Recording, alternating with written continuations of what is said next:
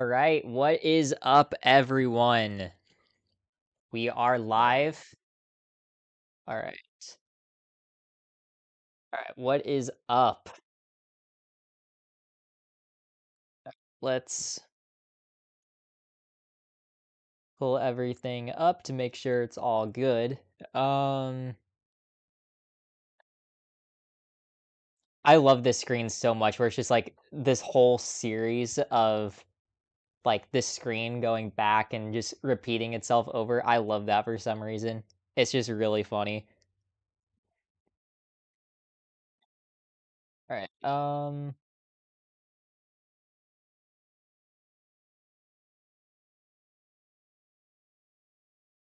Okay. Why does it adjust the size of this every single time? With, like, the window capture, like, why is it so big now? Like, what? Okay,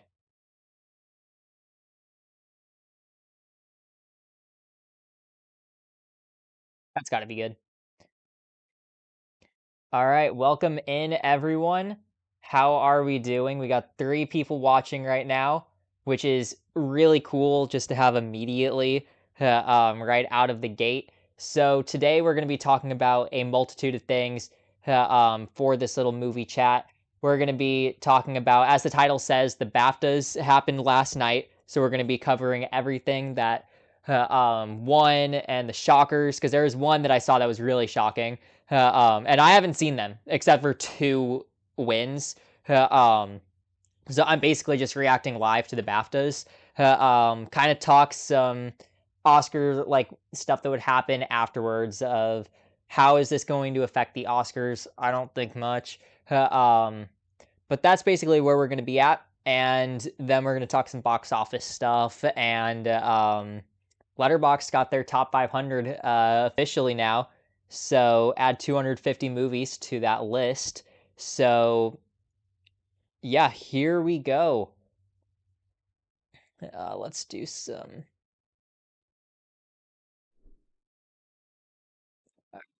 Letterboxd. If this thing wants to load properly, we will get into Letterboxd. The site takes forever now for some reason, where it's just not letting me in. Uh, um, there we go. We're in. All right. So BAFTAs suck. I have no opinions on them. Personally, I think they exist, and they're kind of like the first marker that Oscar season's here and like the big predictions for that. So that's kind of my thoughts on the BAFTAs as a whole. Uh, um, but yeah, so the first thing that we can cover now is the Letterboxd Top 500. We have a new list for that, and we'll go in and see the rules of this that they have just done. Let's go to lists here. I should adjust this to, back into Opera. But yeah, so top 500 narrative feature films. This is kind of insane, what we've got here now. So we're going from 200 to 500, which IMDb follows the trend of doing 250. So now we have 500 on Letterboxd. So yeah, let's take a look at the rules that they have here, which says it's a big week for Letterboxd top list, the biggest week ever, I'd say.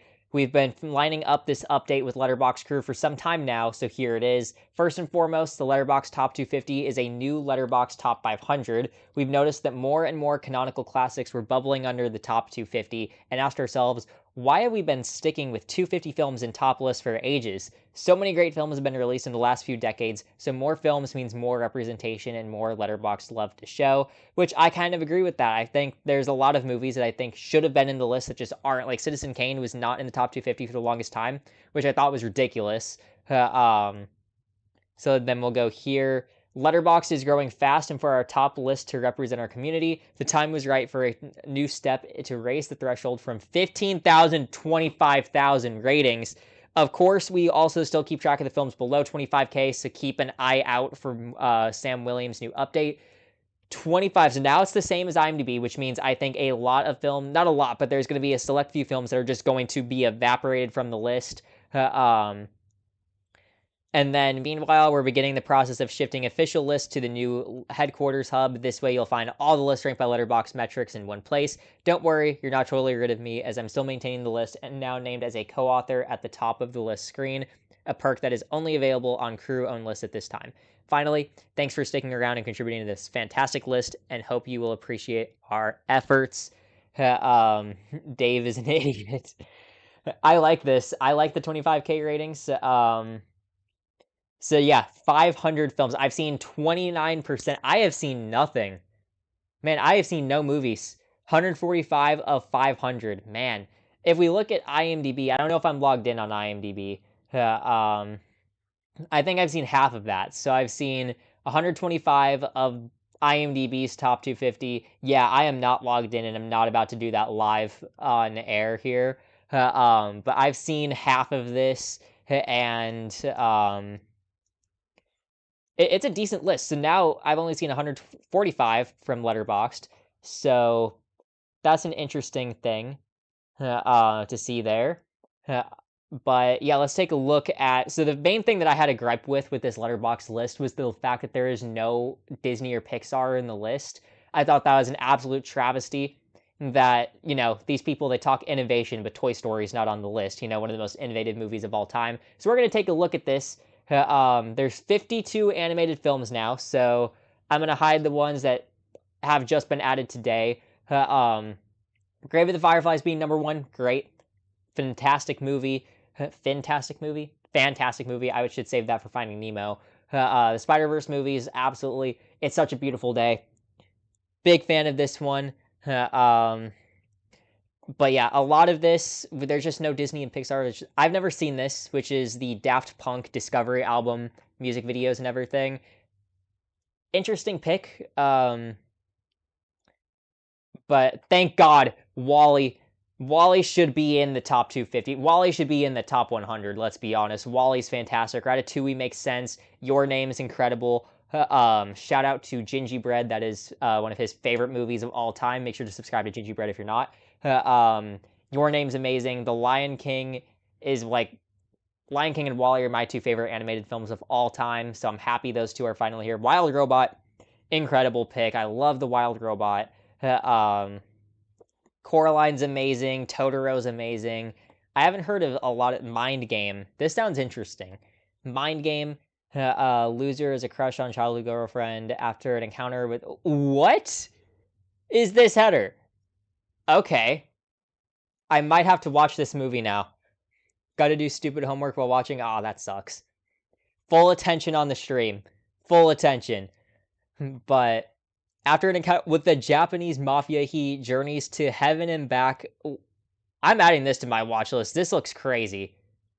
That looks wild. Okay. Mulan, absolutely. Ernest, I want to see Ernest and Celestine. I want to see this one really bad. The animation, I like how the poster looks a lot.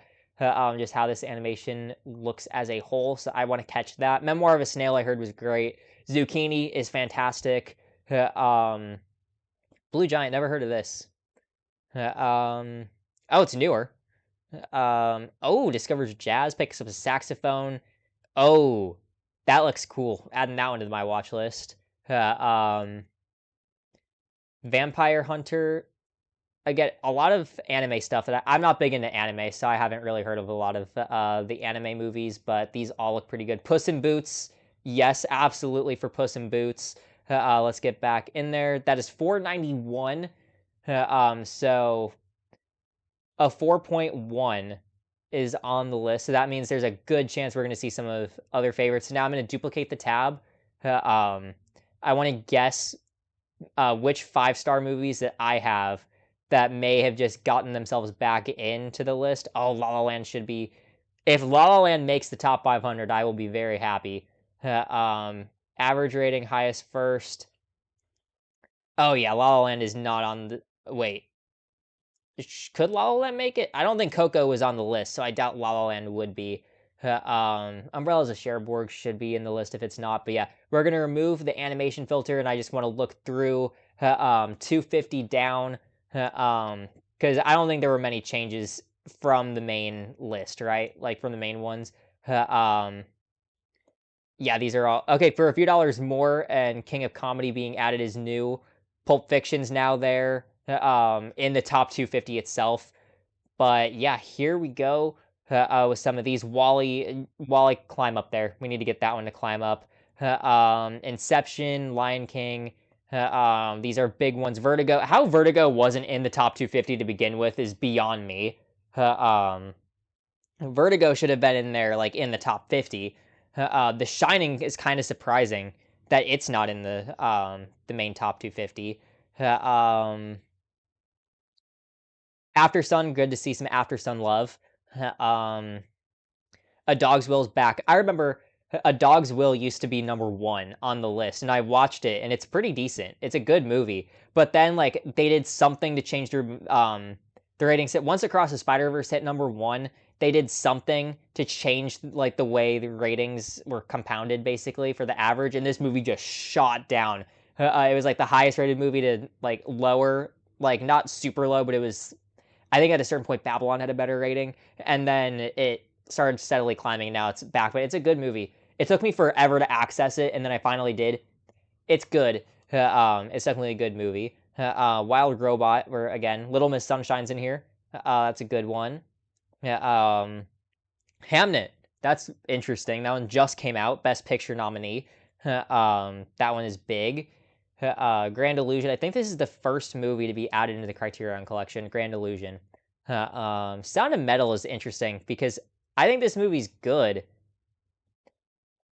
I remember thinking Riz Ahmed was fantastic, but the rest of it I thought was just kind of an okay movie. Back to the Future. I don't have rated because it's been such a long time since I've seen it. Children of Heaven. Big Children of Heaven fan. Watched this one a month ago, and this was incredible. Big Children of Heaven fan. Happy that one's in here. The General, got that one. One Battle After Another is in here now. What else we got? Some more Hitchcock, North by Northwest. This one is a cool poster. Okay, that poster on that is nice. I like painted styles. Um, like I haven't seen this movie that I'm about to show you. It's from the 50s and it has like this really cool poster. I remember the full title. Yeah, this poster is sick. And then A Place in the Sun. That's a good movie. I love poster stylized like this. Like it's cool. Who Killed Captain Alex? Oh, Who Killed Captain Alex? I haven't seen it, but this looks like the most unhinged movie ever, and I want to see it so bad. Yes, it's in here. I'm supporting it even though I've never seen it. Citizen Kane, again, 362 for Citizen Kane. Come on, like, that is insane. Seriously, it should be top 100. Like, I don't have a 10 out of 10. It's a 9. It's still fantastic, though. Seriously, this should be, granted, this is not like Letterboxd picking what their top movies are. This is strictly off of average rating, so of course it's going to be different from Sight and Sound or whatever, but Citizen Kane not being in the top 250 is a sad thing. I don't want to say it's a reflection of what Letterboxd really is, because there's so many fantastic movies they've obviously put in the top 250 from the average ratings, but I mean, come on, that should be higher. What else? Hard Boiled. That's a fantastic movie. Okay, the first like AMA like movie chat live stream I did, I kept saying great the whole time. So now we're just gonna have to pull up the thesaurus for me like to stop saying fantastic, because I keep saying fantastic nonstop. So we're gonna put that in here. Okay, so now we have our film Little Women. That one's really good. The Matrix, I do think, is a little overrated. I don't really care for it, but I understand why it's here. All Quiet on the Western Front, Shutter Island, Gladiator, thank God, top 5 movie all time. Like, Gladiator is fantastic. Gladiator is imaginative. Let's see the last page here. This is the moment of truth. I don't think La La Land's in here, but we will soon find out. Forrest Gump, absolutely. Mad Max Fury Road is great. What else? Short Term 12. Where is it? Where are you? Thank you, Letterboxd, for giving Short Term 12 the love to be in the top 250. Ahead of Oppenheimer, too, is kind of surprising, but thank you, thank you, thank you. I love Short Term 12. Marty Supreme is back. That's my favorite movie of last year. Star Wars, yes. Yes. Mulan. Pan's Labyrinth's amazing. That's one of my favorites. What else we got? Um, Monty Python, Kiki's Delivery Service, Reservoir Dogs. Thank you. Umbrellas of Cherbourg. Let's go. 468. Again, should be top 10, if I'm being honest. Faust, however you say it. Amazing silent film. One of my favorite silent films. Paddington 2. Again, Paddington 2 should be number 1. But, I'll take 468. No La La Land. That sucks. No La La Land. But, hey, expanding to 500 is a fantastic. Expanding to 500 is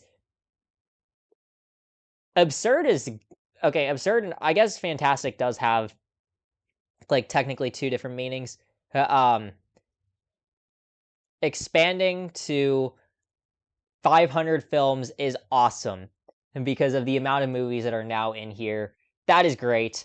Paddington 2, I'm very happy about. Hundreds of Beavers, I want to watch really bad. I just never got to it. But yeah, I don't think there's any changes into the actual top 10. Last time I don't have this stuff memorized. You think I have Letterboxd stuff memorized in my head? Like, do you? I'm not that much of a loser. I run a channel, but I'm not that much of a loser. Harakiri, amazing movie. I have that one over here somewhere. I can't reach it over there. But Harakiri is amazing. Human Condition trilogy I have Blu-ray of. Like, part 3 is the best one of the trilogy, 100%. 12 Angry Men, I would go out and probably say that it's what I would consider the best film ever made. Like, just no flaw. But then again, no flaws doesn't exactly equal like the number one, but 12 Angry Men's in my like top 5 best made ever. Come and See is amazing. Seven Samurai. I think I've seen all of the top 10 except City of God and High and Low. But yeah, these are all the 8 I've seen are all fantastic movies. High and Low looks amazing. City of God as well. I've actually seen all of these. Lord of the Rings: Return of the King, amazing. It feels like a conclusion, a little too much like a conclusion to me, but I still think it's incredible. And that also just be because I watched it a long time ago. Watching it again, I think is something I need to do. Whole trilogy, really. Schindler's List, amazing. Yi Yi, incredible. Parasite is like one of the best movies of the last decade. Godfather, another just a classic. I like Godfather 1 more than 2, which I it's not even a hot take, but it's the less popular. I feel like more people like part 2 than part 1. So chat, tell me, am I insane for that? Or but there are some movies I really want to see. Like the only movie I've seen in this row is Good, the Bad, and the Ugly, and I have the poster for that one. I love Good, the Bad, and the Ugly so much. Just 3 hours of peak cinema right there. I really want to watch these two. I remember the concept on this one, if Letterboxd will let me click on things now, but I remember the concept. It's like a heist, and I really want to see it if, it's got that good of a rating on here. So, actually, we're gonna try to... Is Opera just lagging entirely for me? Because, like, I'm clicking on things and it's not doing it. But, yeah. I want to... Yeah, it's... Either my mouse or Opera's acting up, or I'm just not clicking hard enough, but only on Criterion Channel, so I'll have to find a way to access this one, because I'm not paying... Oh, well, 7 days free, so I could do that. I got the 3 months of Mubi for $1, and I never bought it. Well, I bought it, but I never watch anything on it, so I have to watch at least one movie so the dollar doesn't go to waste. But there's just not much on there that strikes an interest to me, at least just scrolling by it on Mubi. But I'm sure there's some stuff that I would be interested in. Um, But like to me, Mubi just feels like one of those streaming services that it has a movie that you want to watch, so you get the free trial or something, but it's not something you're actively scrolling to find something on. Um, but yeah, that is the Letterboxd top 500 now. I think La La Land should be on the list, but that's just me. But yeah, not a bad selection of movies at all. These are all just. Do I go on a journey where I review every single movie in the? Well, here's the thing. I would love to review. I'm like talking to myself when I make an idea. Here's the thing. Doing the top 500 movies is a fun idea. The problem is it's constantly changing in the bottom 10. So by the time, like, if I started at 500, by the time I get to, like, the 400th movie, it might be a completely different list at that point, like, as things get added and things get, like, shifted around rating-wise. Like, I remember when I was a Letterboxd addict a couple of years ago, um, I would see, like, the bottom of the top 250 always shifting, like, shifting around everywhere, but not entirely, like, it's just one of those things where you can't do like sight and sound list would be fun because that one's stuck, it's static.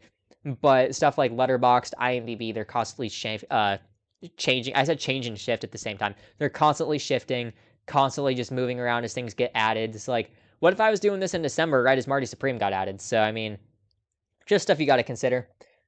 Don't do it; it ain't worth it. You probably got a good point there. It's probably not worth it at all. But yeah, that is our list. And yeah, the thing I'm happiest about is probably short-term 12 recognition, but Umbrellas of Cherbourg finally getting on the list. 4.1, rate this movie higher. We got to get this thing up. Like 4.5 for Umbrellas of Cherbourg. Seriously, it's so good. Um, yeah, maybe I can do the Letterboxd top 15 or the top 20 because I don't see these shifting around at all. I mean, maybe a little bit like Dark Knight over Autumn Sonata for a week and then it shifts back or something. When people just start review bombing Sonata because they can't take Dark Knight being higher. But I want to watch. I remember I think I did watch The Human Condition when I was trying to at least watch as many of these as I could. But yeah, these are all pretty cool. And yeah, I think that is. I do want to see official list headquarters directory. What lists are on here? We've got Parasite again. Top 250 films with the most fans. I think Interstellar's number one. Yeah, Interstellar, Dead Poet. Dead Poets is kind of surprising to be honest, because well, okay, it does have. I always underestimate how much people love Dead Poet Society because like I give it a 7, so I like the movie, but it's just I guess more of a selfish thing, just underestimating how much people love this movie. But yeah, Dead Poets is a very popular movie. La La Land makes sense. Eternal Sunshine. 10 Things I Hate About You. It's surprising, but it's not because this is a fan favorite for a lot of people. On a site like Letterboxd, I wouldn't have expected it, but okay, this is a 4 point. This would have been really funny if this was a high enough 4.1 to make the top 500 for like 10 Things I Hate About You to actually make it on Letterboxd Best Movies Ever. Um, Umbrellas of Cherbourg made me cry. Yes, like multiple times. It's one of the saddest movies I've ever seen. Um, just truly a fantastic film. But yeah, these are the ones with the most fans. Perks of Being a Wallflower, again, this is one that surprises me because, okay, it did go up a bit, but like most fans ever on Letterboxd, like this is one of my favorites. So I'm happy for some recognition. But yeah, I think with that, it is time we move over to the first thing in the thumbnail, which is the Baftas. We're going to take a look at this is my live reaction to the Baftas results. We will take a look if this wants to close out. Baftas winners 2026. Man, I spent how long looking at Letterboxd? I spent 25 minutes looking at Letterboxd. Man, I need to get my priorities straight. Winners announced. This is the BAFTA website. If it wants to load. So here we go. Winners announced at the 2026 BAFTA Film Awards. Oh, I want to see like the nominees and then what won. I don't want to see just the winners. One battle after another, I did see win Best Picture here. So let's see. It's behind a paywall. Okay, or maybe not. Jessie Buckley, Best Actress. Okay. I've heard a lot of great things about her in Hamnet. Um, I want a list of like the nominees and then winners. Like just bold the winner. I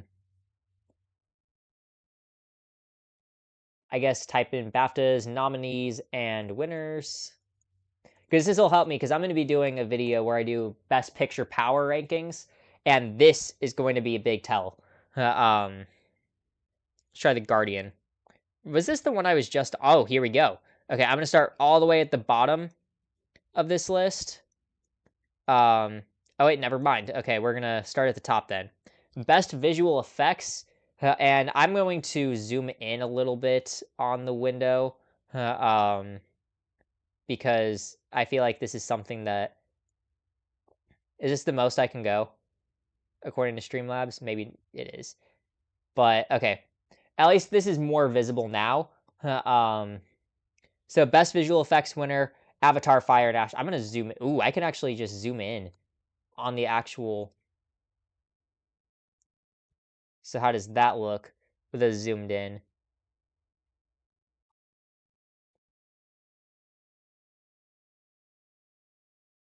Just gonna do this a little more. One more time. We're creating this live. I don't want the sidebar to show up. There we go. This looks a bit better to me. All right, here we go. BAFTAs.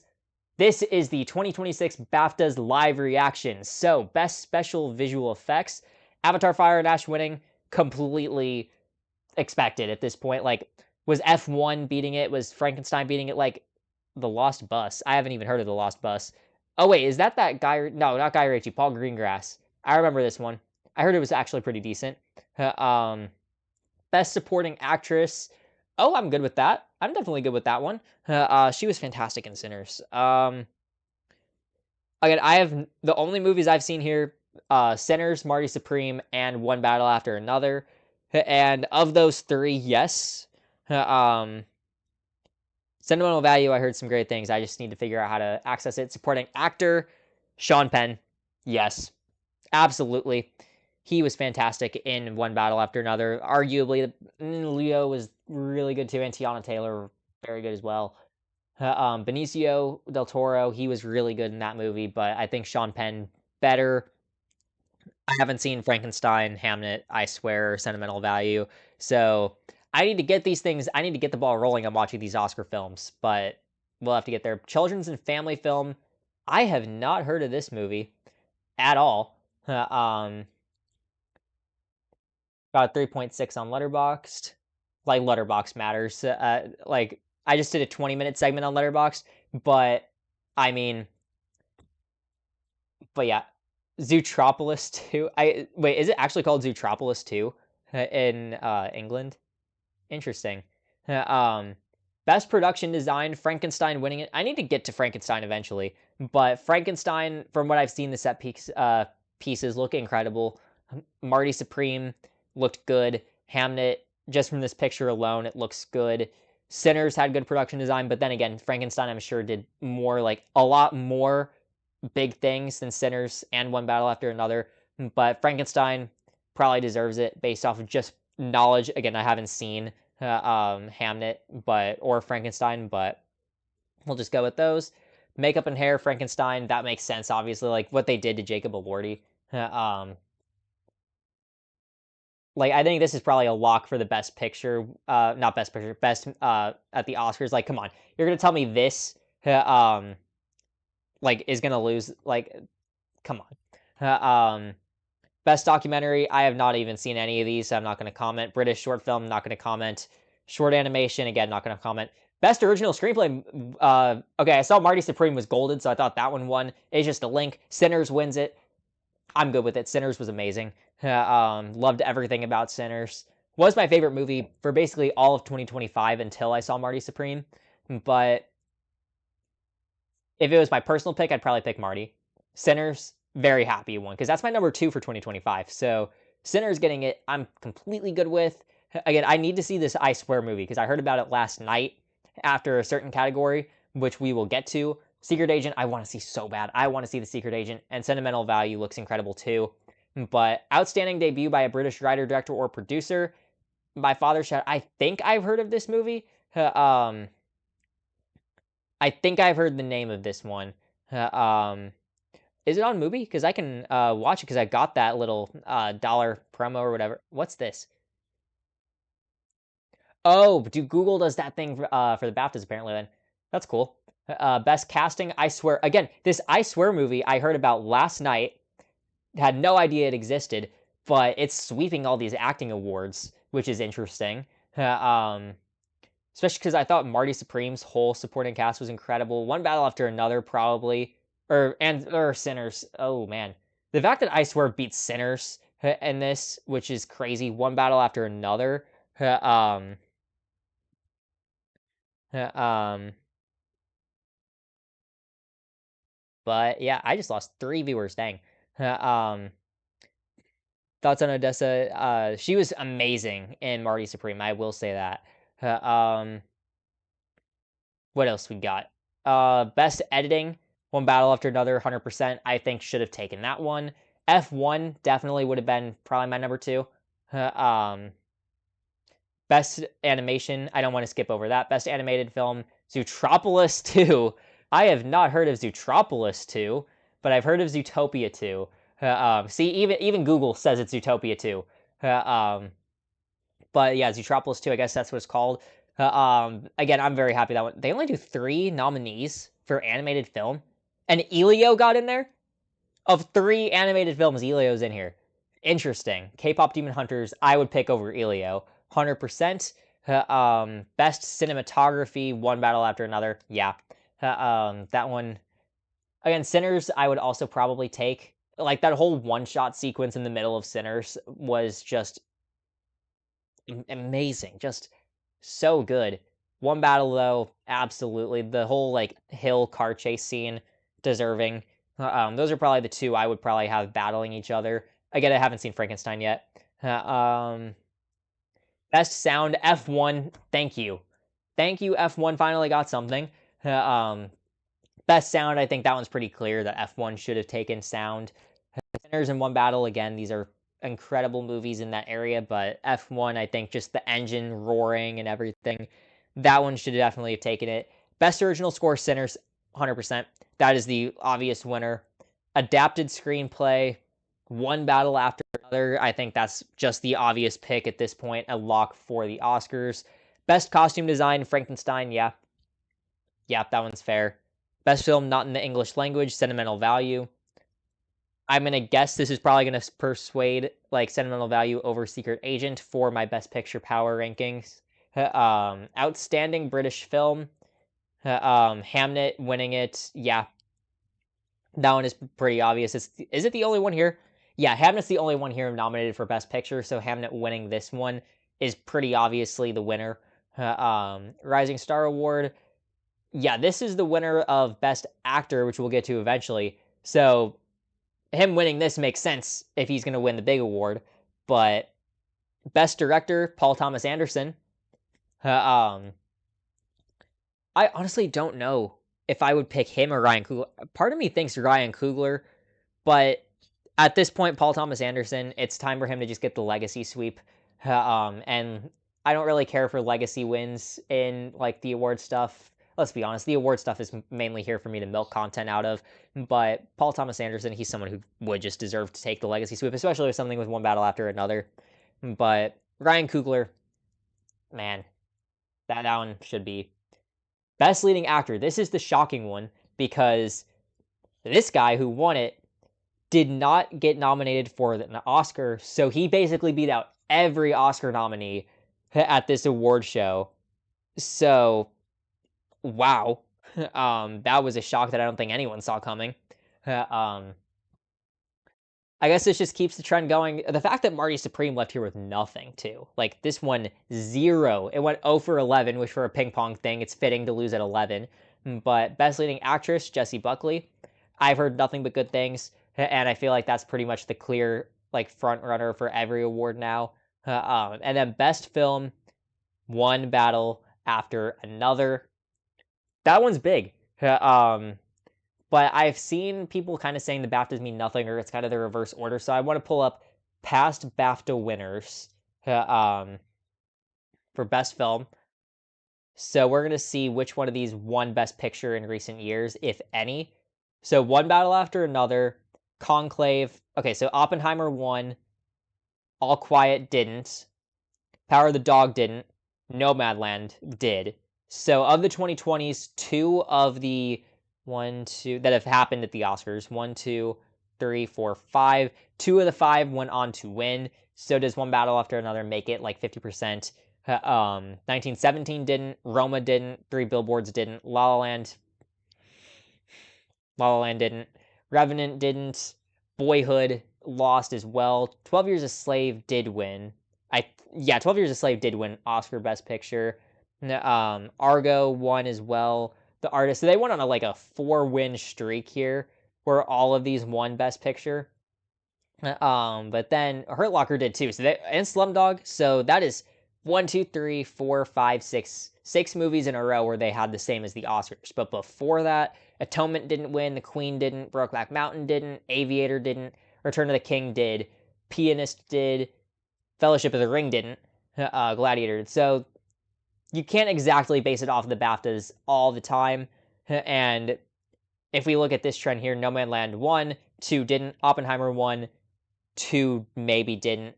So does One Battle kind of keep that 1 on, 2 off, 1 on, 2 off, keeping the trend between the Oscars and the BAFTAs. But interesting to think that One Battle has 13 nominations. So it's one, before Sinners had its 16, One Battle After Another would be 1 nomination away from tying most all time. But no one's talking about it because, of course, Sinners, 16 nominations, and it deserves all 16. Like, I was going through them. I think it was the past live stream, the one before the Iron Lung stream. We looked at everything that Sinners won or got nominated for at the Oscars, all 16. It deserves all 16. So to just to beat the record of 14 nominations at the Oscars by 2, and it deserves all of them, is amazing to me. What Sinners pulled off. It just shows how good that movie is. But how many BAFTA nominations did One Battle have? It had 14 nominations at the BAFTAs. Sinners had 1 less. So I don't know what that tells us, if since that had more at the BAFTAs and One Battle wins, Sinners has 3 more Oscar nominations than One Battle After Another does. So I'm thinking, based off of this recent trend, where in the 2020s, 2 movies that won the BAFTA won Best Picture. And if we look even before that, it takes a while till 12 Years a Slave. Basically, 12 Years a Slave to Nomadland is a streak where they didn't get a single overlap. And only in this decade 2. So I'm thinking at this moment, I'm going in on Sinners winning Best Picture, based off of One Battle winning it at the BAFTAs. But maybe One Battle gets that little trend going. Again, I'm not an expert on the Oscars at all. I'm not an expert on the trends or anything. I'm just looking at One Battle got it here. I think Sinners gets it at the Oscars. So that is our look at the BAFTAs. And yeah, I want to look now, based off of what the BAFTAs had, how does this go over to the Oscars? So we're going to pull up 2026 Oscar nominations, because I don't have these committed to memory. I have weird stats committed to memory, like Sinners getting 16 nominations, but I don't have anything else committed to memory. So actor in a leading role, none of these guys won at the BAFTAs, none of them. So we can't even use that as like, okay, maybe this guy won Best Actor, so maybe he'll win this one. And if we look at BAFTA Best Actor wins in the last couple years, Adrian Brody won the Oscar, Cillian Murphy, I believe, won it. Austin Butler didn't win, and then Oscar Best Actor. We'll do a side by side. So Adrian Brody, Cillian Murphy, back to back. Brendan Fraser got it over Austin Butler. Will Smith got the Oscar as well. Anthony Hopkins and the BAFTA as well. Joaquin Phoenix, Rami Malek, Gary Oldman. They've been lining up perfectly. So I'm thinking that is insane with how much the BAFTAs and the Oscars have been lining up with like their wins in this category. For a guy to not even have an Oscar nomination and win the BAFTA is kind of insane when we look at that. So this is going to tell us nothing about Best Actor for the Oscars at all. So I'm still leaning Timothy Chalamet, unless he's getting the Leonardo DiCaprio treatment, and it's going to take him years to win it, which would be really funny if Leo gets another Oscar on this movie. I wouldn't be shocked if Michael B. Jordan takes it, especially since he played dual roles and he had so much to do. I wouldn't be shocked if we see him get it, but I'm thinking at the moment, even though Marty Supreme lost all of its BAFTAs, I'm still kind of leaning Timothy Chalamet will win. Um, so that's my current prediction. Actor in a supporting role, I think this one is tough. Sean Penn is probably who I'm going to be picking right now. Delroy Lindo, I think, absolutely would deserve it. Again, Benicio was good, but I think Sean Penn was better, so he's the only one I'm going to rule out in this one, at least for my personal taste. I haven't seen Frankenstein or Sentimental Value yet, but I'm thinking Sean Penn is probably going to do it. I think there's going to be some overlap again, which I'm getting interested in this whole overlap thing. So BAFTA supporting actor, because like it's so cool to me how a guy that didn't even have an Oscar nomination wins the BAFTA when they've been overlapping that much. So okay, this is not giving us the full list, so we're just gonna pull up Wikipedia. Um, sorry to any teachers watching this. One Battle is winning Best Picture. I think it's going to be a close call. John Majors was better than all the Best Actor nominees, and he wasn't nominated. Well, John Majors has been doing some weird things lately. So Sean Penn wins the BAFTA, but Kieran Culkin, RDJ, Sabrina's ex, Troy Kotzer, Daniel Kaluuya, and okay, outside of Ki Hui Kwan, dead on. 100%. Like the only thing they didn't agree on was the BAFTAs giving it to Barry Keoghan, the guy from the Please Please Please video who went completely against that song. Um, but yeah, we don't like Barry Keoghan in this. He's a good actor, but Team Sabrina all the way. Yeah, that's the only time they didn't agree in this decade yet. So if we look even further back, Brad Pitt, like again, all three are of those. Mahershala Ali, Sam Rockwell, they agreed.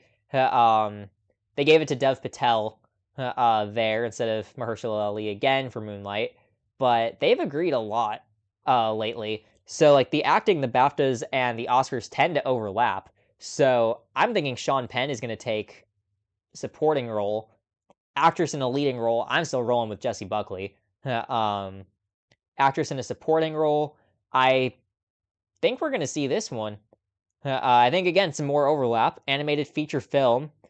I'm going to go Barry Keoghan. How the flip did he win? Flip that kid. Yes, agreed. Spaz Dev, 100%. Devlin, I agree with that. Animated feature film. Does Zootopia 2 take it? Because if the BAFTAs let Zootopia 2 win, I think this is, unless the Oscars, so the BAFTAs didn't even nominate K-pop Demon Hunters for their animated win, but this is another one I want to see how different they are, because now this is just a curiosity thing for me that I'm just going to be doing live. BAFTA Best Animated Film wins, and we're going to have to go to Wikipedia again. So Zootropolis 2, as they call it, Wallace and Gromit won, Boy and the Heron, and then Pinocchio. Oscar Best Animated wins. I'm going to take a look here. Flo won instead of Wallace and Gromit, so they disagreed there. Boy and the Heron, Pinocchio, Encanto, Soul, Klaus instead of Toy Story 4. So they disagreed there. Spider-Verse, Coco. So interesting. This would be a really funny situation. So the BAFTA took Kubo and the Two Strings over the first Zootopia, but Zootopia 2 won it this year. So what if the Oscars don't let Zootopia 2 win and it goes to K-pop Demon Hunters, so they kind of flip-flop, which I wouldn't be shocked if the Oscars did give it to K-pop Demon Hunters, especially with that Criterion edition. I wonder if the Academy's going to be like, this was added to our little boutique Blu-ray, so let's see if K-pop Demon Hunters can win. Barry sleeps through every performance. He isn't a good actor. His best performance is the Please, Please, Please music video, and he went completely against that, so you can tell he's not method. But Animated short film, I don't know anything about this. I'm just gonna pick the title I like more. Butterfly, because that's a good. Well, Butterflies is a good Casey Musgraves song. Casting, because again, that I Swear movie, the Baftas gave the win. So casting, we can't really go off of. I'm thinking Sinners had the best ensemble as a whole. One Battle After Another, I could probably see taking it though. So I think it's going to come down to Sinners and One Battle After Another, if I'm being honest. Then cinematography, I think One Battle takes it. As I think right now, costume design, this one's hard. I would probably think Frankenstein's going to take a lot of this stuff. Directing, Paul Thomas Anderson. I think that's a lock at this point. I would be I would be happy if Coogler won it, but I'm thinking Paul Thomas Anderson's winning. Um, Documentary feature film. I don't know anything about this stuff. Short film again. I'm not well versed in the documentary range unless it's like a singer I like. Film editing. F1 took the BAFTA. One Battle I think was really well edited too. No, F1 didn't win the BAFTA. F1 won sound. One Battle I think did win editing. Ooh, that's embarrassing to say live. One Battle did win that one, so I could see One Battle After Another taking editing there. International feature film. I'm gonna think sentimental value because it's either sentimental value or secret agent because they're both up for best picture. I'm thinking it's going to be sentimental value because I'm hearing more about that movie. Live action short film, I don't know anything. Um, Hold up. Who took James Dean's reboot card? He's out here making a short film now? Since when is James Dean back? All right, makeup and hairstyling, Frankenstein, 100%. It's going to win. Uh, um, I have not heard of this movie. We're going to search this one. Oh, that one, this might win. Uh, um,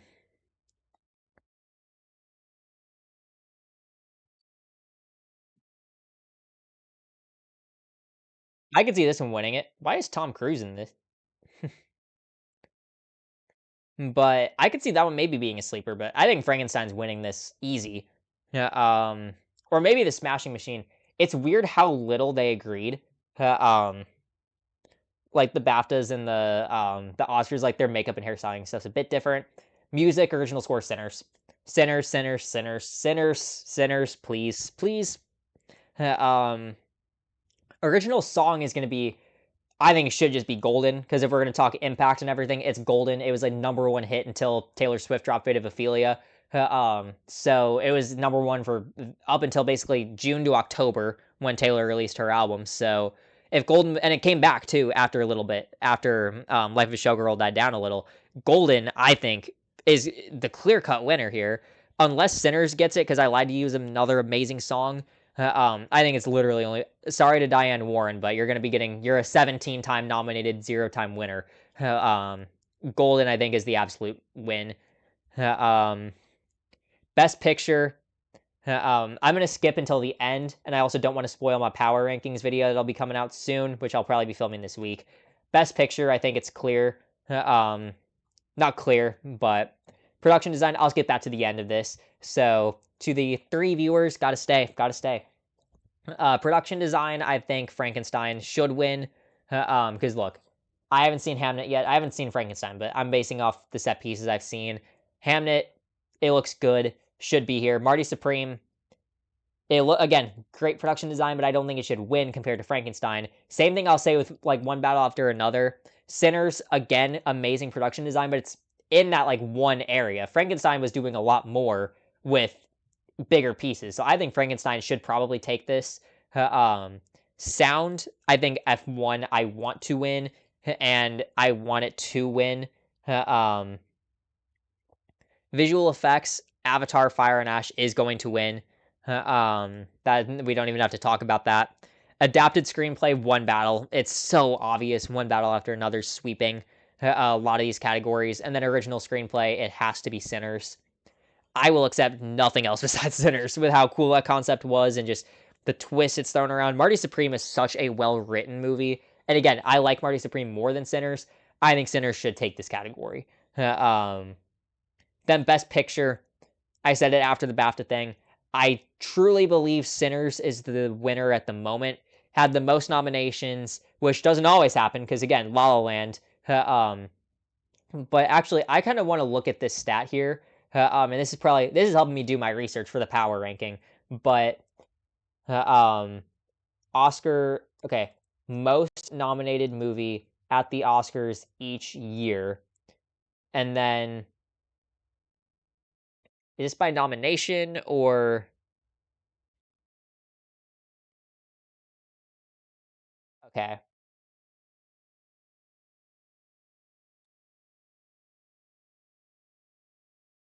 So that's not the list I want. Um,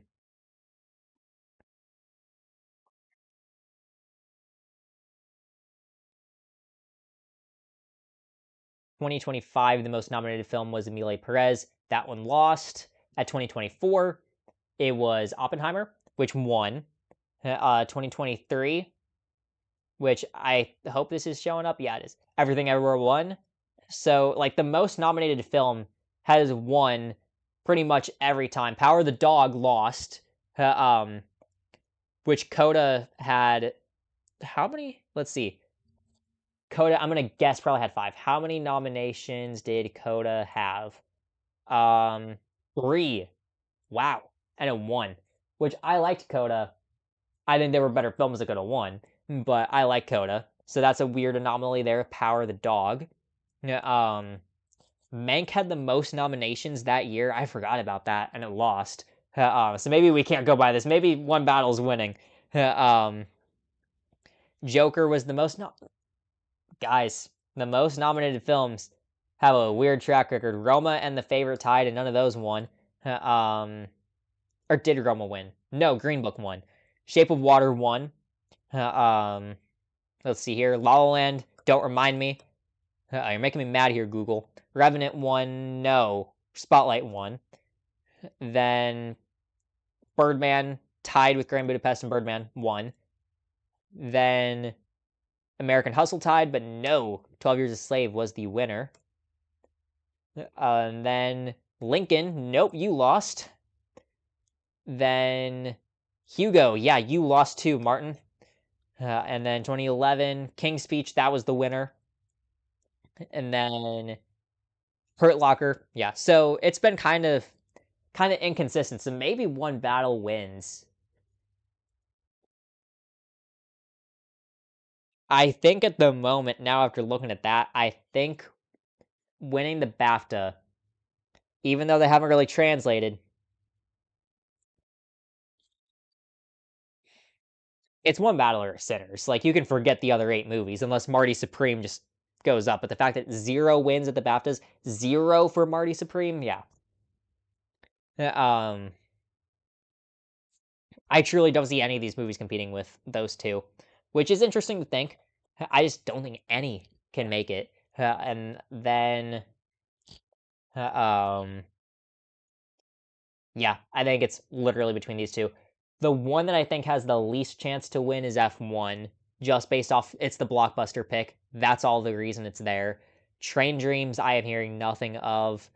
It's got a couple nominations, but I don't see it winning. Sentimental Value, I think, could make a case. Hamnet could make a case.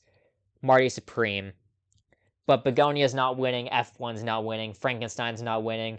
Um, Part of me kind of wishes Best Picture stayed to 5 nominees because at this point, like, imagine being like the F1 people. You get nominated for Best Picture and you're not winning. You just know you're not gonna win. Like, what's worse, not being nominated out of 5 or being nominated out of 10 and knowing you have absolutely zero chance to win? Like, I think it probably feels better to be nominated at least so you can say you had an Oscar nominated film. But when you're actually there, like Begonia, it's not winning. It is not. Um, Unless it does, and then I'll clip this and just show how bad of a take that was, but I really don't like. There's two films that have a chance to win, and it is One Battle After Another or Sinners.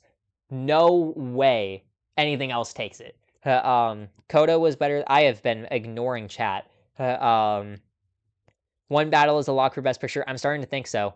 I am starting to think so. Coda was better than Power of the Dog. I agree. I like Coda more. And then Sinners doesn't have a chance at winning. I think it does. I think it does. Again, One Battle or Sinners, I think, are the two winners. The two movies that actually have a chance to win. I just think that Best Picture power ranking video is going to be so fun to do because, like, genuinely,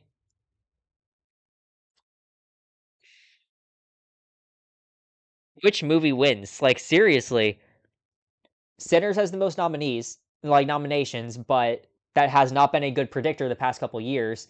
Same thing with BAFTA winners have not been a good predictor. So you literally cannot use either one to base this off of at this point in time until we see more. Like, does One Battle sweep everything before the Oscars happens?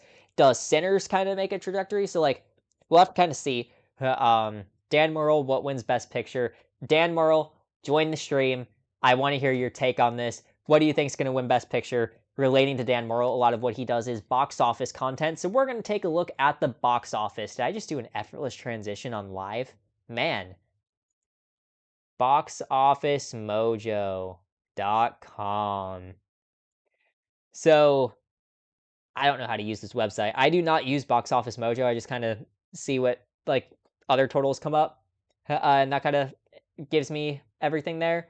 Um, when are we playing Iron Lung again? We are not playing Iron Lung again. We are not repeating that next Friday though, because I see there's 3 people in here. So before these people inevitably leave, I want to say Friday night I am streaming bad games. I am playing Getting Over It. I'm playing Big Rigs, which is not a bad game. It is unfinished and fantastic.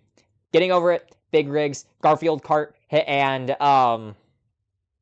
Garten of Banban. 4 bad games in a row all the way through Friday night. We're streaming, and it is going to be a very fun time because my Iron Lung stream, I had a lot of rage moments. So playing Rage Bait the game, that's where that little hair was. That was being weird. Just playing like probably 2 to 3 straight hours of awful games that are designed to make me mad. That's going to be some clippable content to do some subscriber farming.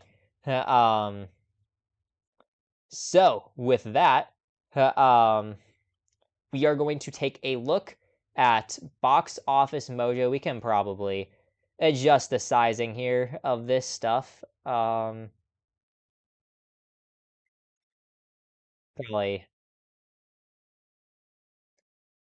probably like right there is a good sizing. Anyway, let's take a look here at the box office. So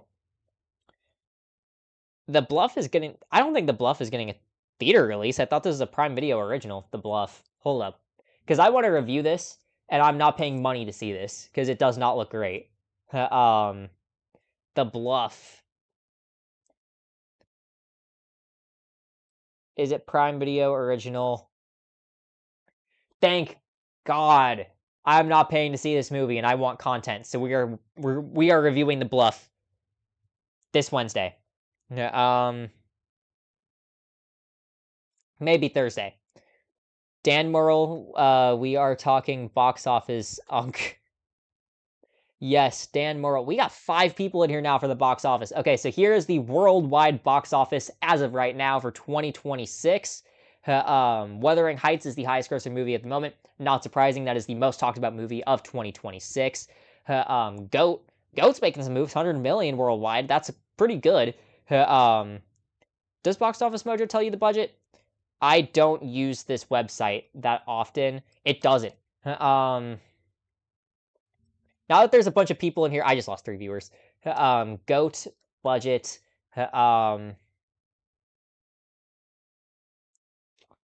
Goat budget is 80 million, so it's not going to break even just yet, but we're doing something. Send Help was a good one. Where can I see like this week? Weekend box office domestically. This this weekend. Goat was the highest grossing movie, then Wuthering Heights. I would imagine Goat's gonna have more legs than Wuthering Heights because Wuthering Heights is essentially just like a trend for a week, and then because it's not getting the best reviews, hype. A lot of it died down. So I didn't think that would have as many legs. Goat, however, definitely is gonna have stronger legs than Wuthering Heights. Not big legs, but it'll have some. Crime 101. Yeah, I didn't expect this to make much money. 45 million worldwide for a Chris Hemsworth led movie. Oh man, I would hope that would do more.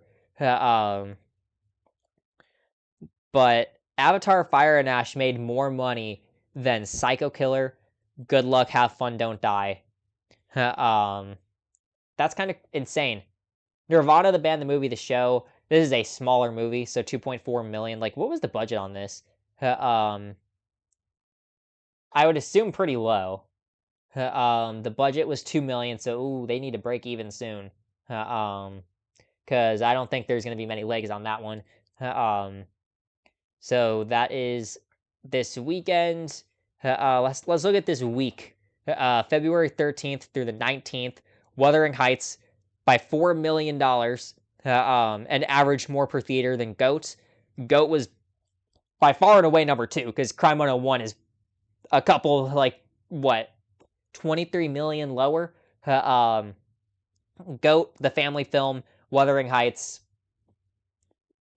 adaptation, but Wuthering Heights kind of expected to be the highest grossing one. They got the star power of Margot Robbie and Jacob Elordi, the guy who was just nominated for a bunch of things that I couldn't get the name of.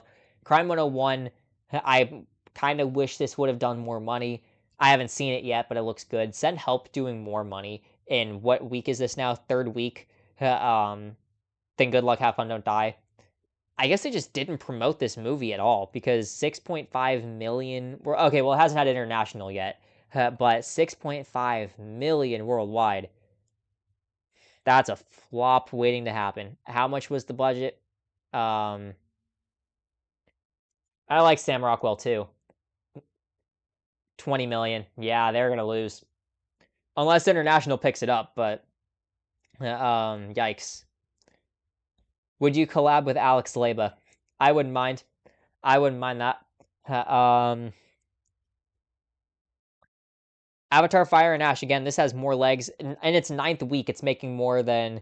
Well, I don't want to hold it against Nirvana the band. Nirvana the band's just like this small indie comedy. Of course, it's not going to make Wuthering Heights numbers, but it made more than that Dracula movie.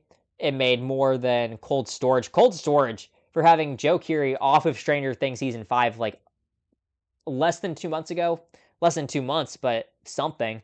Liam Neeson leading this thing. Like usually they keep making these Liam Neeson movies for a reason. People keep watching them, and nobody came to see this movie. Like a movie that has Joe Keery and Liam Neeson made only 2.2 million, almost 2.3, but it made nothing. What's the budget? Cold Storage budget. That is for construction. I want the budget of the movie. AI overview. Um, I really don't know how to. I don't want to bookmark that. Budget. Why do none of these things tell you the budget? Cold storage 26 movie budget because I want to see if it only made 2.2. So it profited already, according to this. Which it's getting info from Reddit, but the 2026 thriller Cold Storage has an estimated production budget of 1 million to 1.2.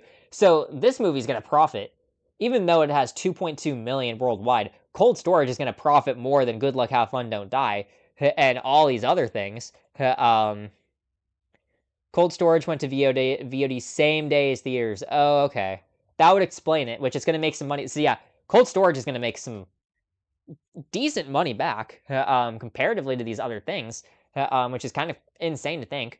I haven't heard the best about cold storage. RottenTomatoes.com. Uh, Cold storage 76% on Rotten Tomatoes and 76 average for audience score. Which okay, this is what I want to see.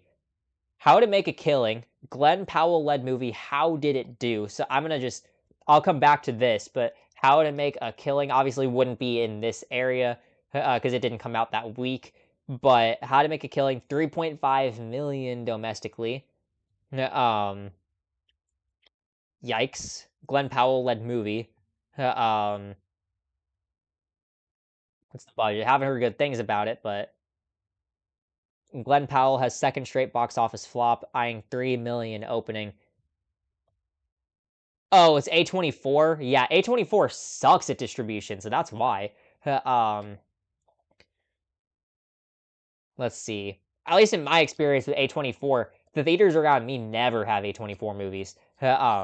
Like they'll have the occasional Marty Supreme and that stuff, but like the moment the Charlie XCX movie didn't come around here, where I am, so I mean, A24 around me, not good with distribution. But now let's go to worldwide. You can't do that. Okay. Domestic. How did I want to see where How to Make a Killing ranked here? Okay, so it's sixth place.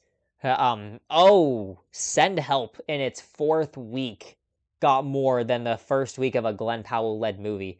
That is interesting. I love Glenn Powell, but he is not bringing in the money. I think Glenn Powell is a fantastic leading actor. He has everything to be a movie star besides the box office numbers. I mean, you look at it, he's got hits. Like Hitman was a huge streaming hit.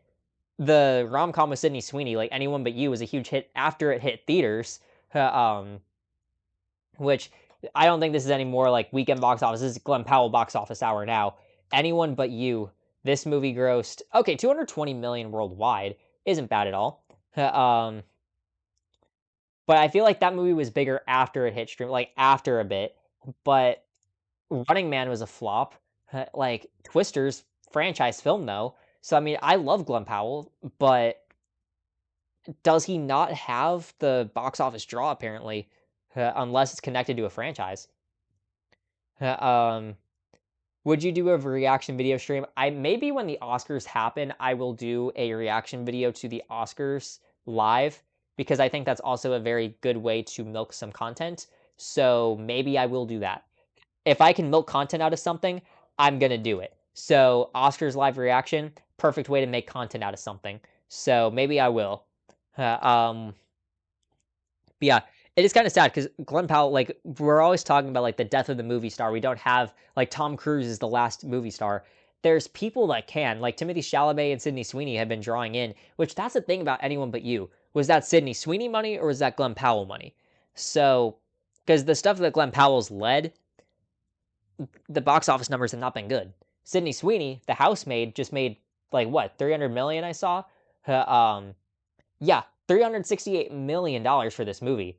So was Anyone But You Glenn Powell or was that Sydney Sweeney? He has everything to be a movie star except the numbers. Um, so that's just kind of a sad thing with him. IRL stream is good content, and IRL stream would be real funny. Like that would be interesting. I don't know how I would execute an IRL stream, but we'll see. Um, Zootopia 2 in its 13th week, 2.2 million, more than Psycho. Oh my god. It's not like Psycho Killer had great reviews, let's be honest. That Psycho Killer movie, let's go to Rotten Tomatoes here. 10%. It opened with 0% too, that Psycho Killer thing, and it's got a 10% on Rotten Tomatoes. That's bad. And it made what? 1.6 million. Holy flop. How much was the budget? Move over headphone cord. Psycho Killer budget. Less than 10 million, but it's still gonna lose, which is sad. Your movie had less than 10 million budget and it's gonna lose because it's not good. Um, man. So now let's look next week's releases because I know Box Office Mojo tends to have the release schedule. So I'm gonna zoom in on this. The weekend release schedule. Real quick here. So The Bluff comes out to Amazon Prime Video, so that's not going to be in theaters. 21 Pilots movie. We're getting a 21 Pilots concert film. That came out of nowhere. I don't really listen to them, but that's cool for their fans. I know they have a lot of people. But it's competing with Elvis Presley. So that's going to be interesting. Two competing concert films in 2026, 21 Pilots and Elvis Presley. I wonder what's making more money. Elvis Presley movie, of course. I think it's already got 5 million. And so I'm guessing that was limited. I have not heard of this movie. Pillion. Search for this. A24. So I'm not going to be able to see this. Because it's not going to come over to local theaters. 99% on Rotten Tomatoes. Holy crap! Is this movie actually good? It's got Dudley from Harry Potter in there.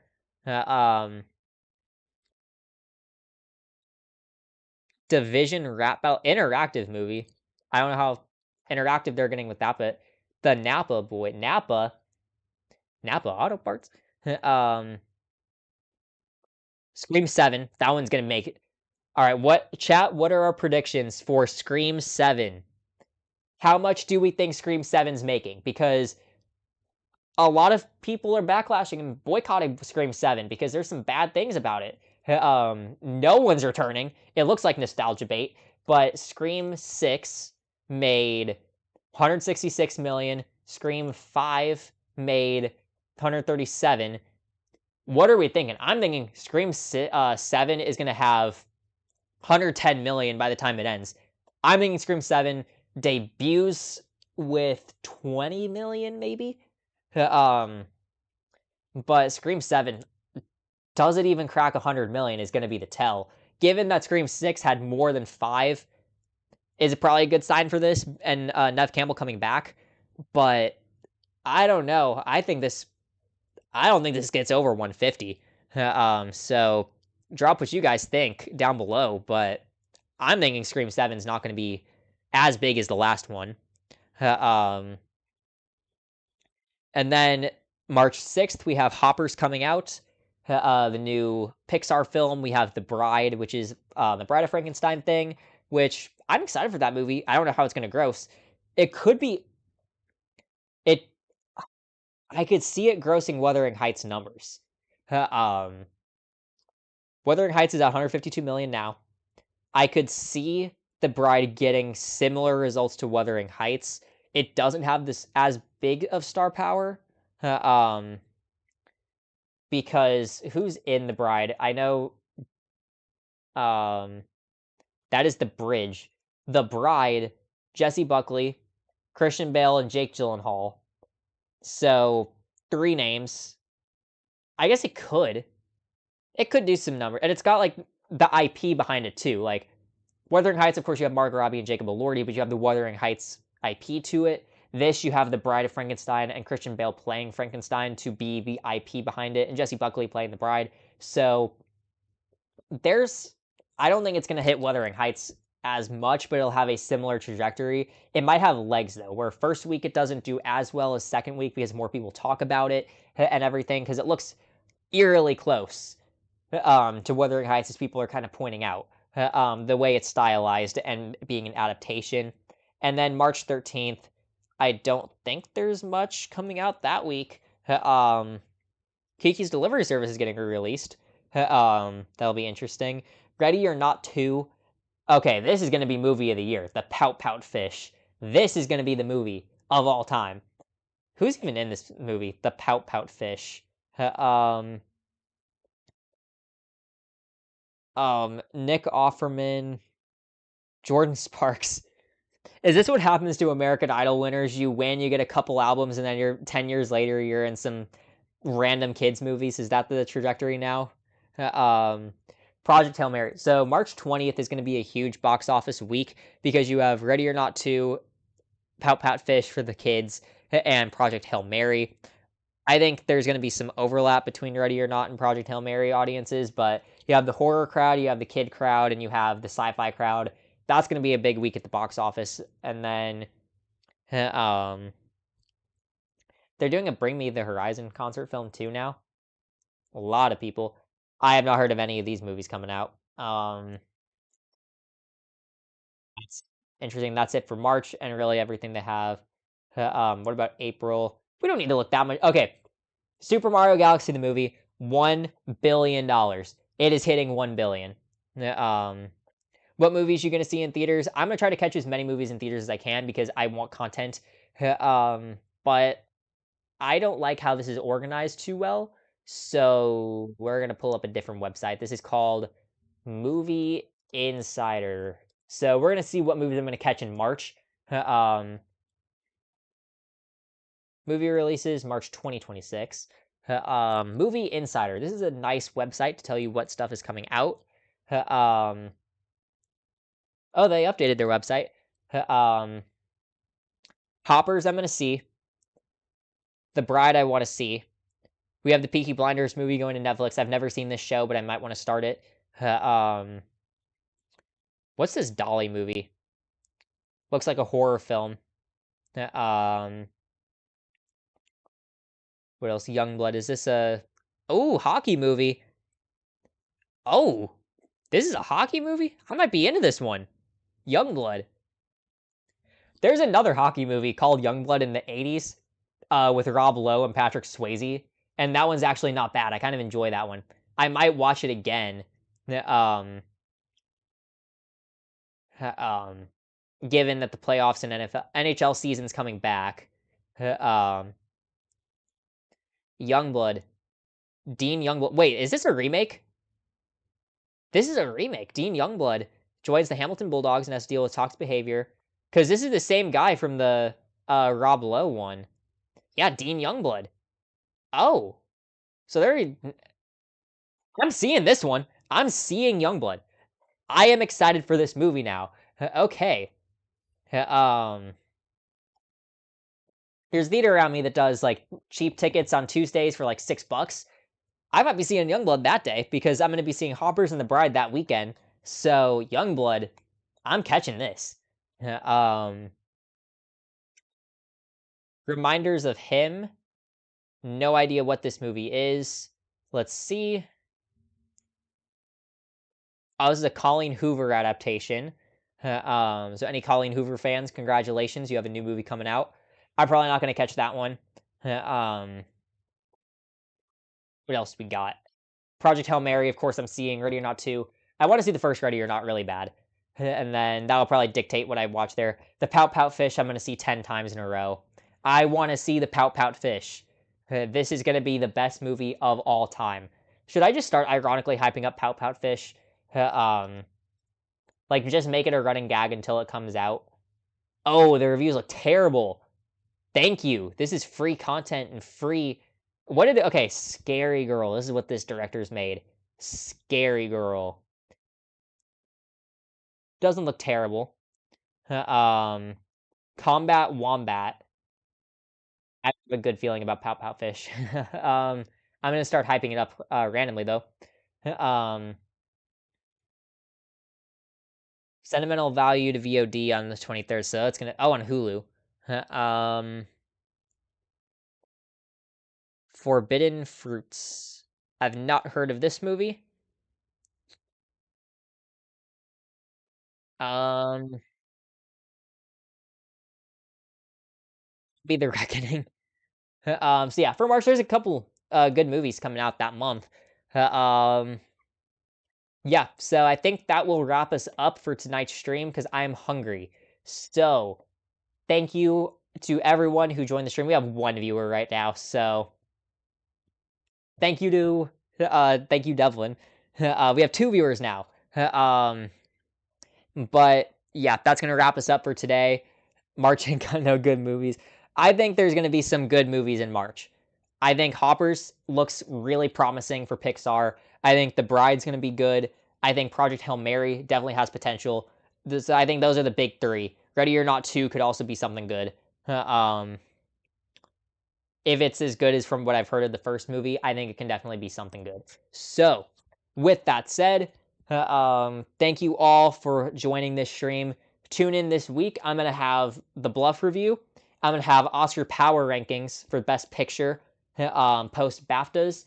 And then Friday night, we're going to have the live stream. Friday night live stream continues where we are going to have me playing bad games where we're doing Getting Over It, Garten of Banban, Garfield Kart, and big rigs over the road racing. Hope you guys will tune into that stream. Once again, thank you to everyone who joined.